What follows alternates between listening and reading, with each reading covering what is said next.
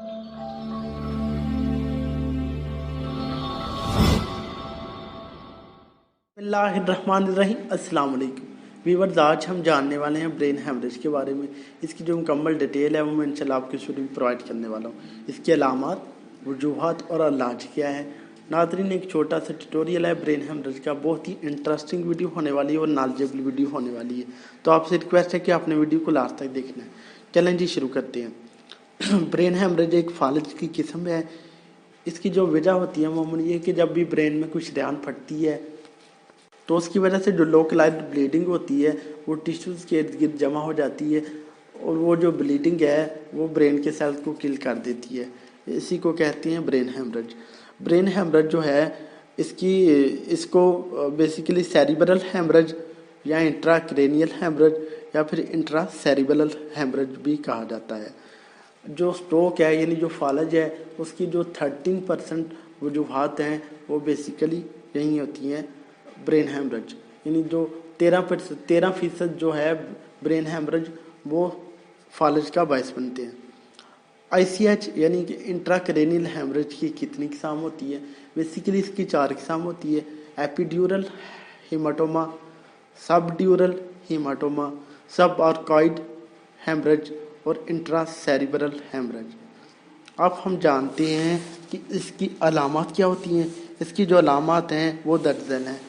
अचानक शदीद सर दर्द का होना, बगैर किसी हिस्ट्री के झटके आना, मरीज को झटके लगना, बाजू और टांगों की कमज़ोरी, उल्टी और मतली आना, थकावट महसूस होना, देखने में तब्दीली यानी कि ऐसे महसूस हो धुंधला नज़र आना या फिर 1 से 2 बंदे नज़र आना, कुछ भी हो सकता है। और उसके अलावा कमज़ोरी हो सकती है पेशेंट को, बोलने और समझने में मुश्किल आ सकती है पेशेंट को, निगलने में मुश्किल आ सकती है, लिखने और पढ़ने में मुश्किल आ सकती है।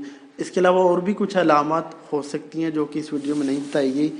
हमारा बेसिक मकसद है एक छोटा सा ट्यूटोरियल ब्रेन हेमरेज का। अब हम जानते हैं कि इसकी जो वजूहात है वो क्या होती है। इसकी जो वजूहात हैं उसमें ये कि सर की चोट जो हेड इंजरी है वो मौत का अमली बायस बनती है ब्रेन हेमरेज का। और उसके अलावा BP हाई होना, ब्लड प्रेशर हाई जिनका होता है वो भी एक वजह होती है। और उसके अलावा एन्यूरिज्म भी एक वजह होती है। और जो ब्लड वेसल की अबनॉर्मलिटीज़ होती है वो भी एक वजह होती है ब्रेन हेमरेज की। एमिलॉइड एंजियोप्लास्टोपैथी ये भी एक वजह है। और उसके अलावा ब्लड या फिर ब्लीडिंग डिसऑर्डर जो होते हैं वो भी, जो खून के जमने और खून के पतला होने के एक बायस होता है, वो भी एक वजह है ब्रेन हेमरेज की। लिवर डिजीज़ भी एक वजह होती है ब्रेन हेमरेज की। और ब्रेन ट्यूमर भी एक वजह होती है ब्रेन हेमरेज की। और भी कुछ वजूहात हो सकती हैं लेकिन हमारा मकसद है छोटा सा ट्यूटोरियल पेश करना। अब हम जानते हैं कि इसका जो इलाज है वो क्या होता है, यानी इसका ट्रीटमेंट कैसे किया जाता है।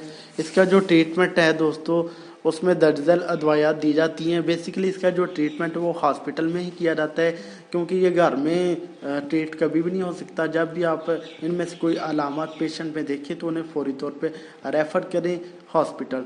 तो हॉस्पिटल में जो उसका इलाज होता है उसमें स्टीरॉयड दी जाती हैं ताकि स्वेलिंग को कम किया जा सके।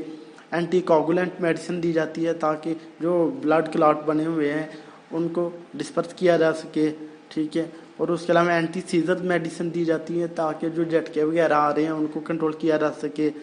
और उसके अलावा अगर कोई भी किसी ने कोई खून पतला करने वाली मेडिसिन ली है तो उसको काउंटरैक्ट के तौर पर मेडिकेशन दी जाती है, ठीक है। ये था इसका ट्रीटमेंट। अब हम जानते हैं इसकी पेचीदगियाँ यानी कौन सी कॉम्प्लिकेशंस हो सकती हैं पेशेंट को। इसकी जो कॉम्प्लिकेशंस हैं उसमें पेशेंट को झटके लग सकती हैं, मरीज़ को फालज हो सकता है, सर दर्द कर सकता है। और उसके अलावा जो बच्चे हैं उनके दिमाग की नशोनुमा रुक सकती है, ठीक है। मेमोरी लॉस हो सकता है, ठीक है। चक्कर आ सकते हैं पेशेंट को। और उसके अलावा डिफ़िकल्टी हो सकती है कंसंट्रेटिंग में, मतलब ये कि फोकस करने में डिफ़िकल्टी हो सकती है। ये था एक छोटा सा ट्यूटोरियल ब्रेन हेमरेज का। उम्मीद है आपको हमारी वीडियो पसंद आई होगी। अगर हमारी वीडियो पसंद आई है तो प्लीज़ इसे लाइक और शेयर करें। हमारे चैनल नईम हेल्थ केयर को सब्सक्राइब कर दें और साथ वाले बेल आइकन को भी दबा दें ताकि हर नई वीडियो की जो नोटिफिकेशन है आपको टाइम पे मिल सके। अगर आपका कोई भी सवाल या क्वेरी हो तो आप हमसे कमेंट बॉक्स में पूछ सकते हैं یا پھر رات کو 9 بجے کے بعد ہم سے واٹس ایپ پہ بھی رابطہ کر سکتے ہیں۔ اب جا دیجیے اپنے دوست نعیم احمد کو، ملتے ہیں نیکسٹ ویڈیو میں، اپنا خیال رکھیے گا۔ اوکے جی، اللہ حافظ۔